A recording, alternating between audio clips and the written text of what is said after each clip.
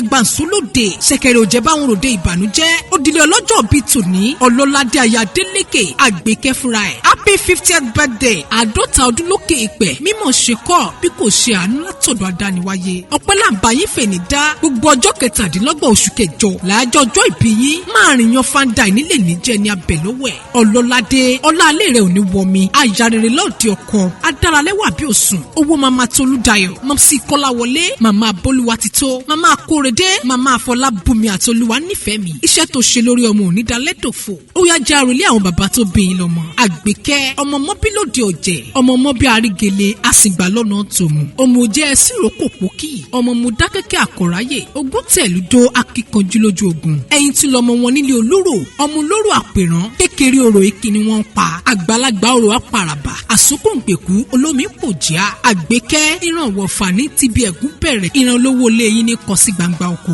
nílé àwọn yẹyẹ tó bí yín lọ́mọ ìrèní mògún ará ìlágbẹ̀dẹ ọmọ awúkọ́ gbìnrin bí erin fọn agùnfẹ̀ gìrì bójò tí ń kù nírè kórìjẹ ẹ̀pẹ́ láyé ẹ̀lẹ́ Adélékè ọmọ wọn nísàlẹ̀ Ìjẹ̀bú àwọn lọ́ọ́ máa jòrò sùn ọmọ àjẹgbínyó ẹ̀sà ògbín àwọn lágbósásá ogun má sá agbóyàyàmáyà ẹ̀sà ògbín olóògbòjò sọ́bọ́yọkẹ́ ọmọ àríkèlú gbọ̀ngàn nínú ilé àwọn ọkọ rẹ ni ìjọ àjùmọ̀jò kò ní díjọ́ ìwọ nìkan lórí ọmọ láṣẹ Ìdùmarè gúnugún ìkúléwé ojú yẹn arọ́dúpẹ́ arápápá là bẹ́tu ibi gìjàgìjà là bẹ́kùn òjòjò oníṣòwò kó má lè nọ́jà kòkòkò lára ọ̀tá ń lè Fọlákẹ́mi Àmọ̀kẹ́ àbúrò yín náà ni máa kí yín gbèjègbèjọ aṣíwájú rere lẹ jẹ́ ẹ ò ní dèrò ẹ̀yìn ọdọọdún là ń rórógbó ọdọọdún là ń ráwùsá ọdọọdún là ń rọmọbì lórí àtẹ ẹ ó pẹ́ lókè ìpẹ́ kọrin kése Ọlọ́ládé Àgbékẹ́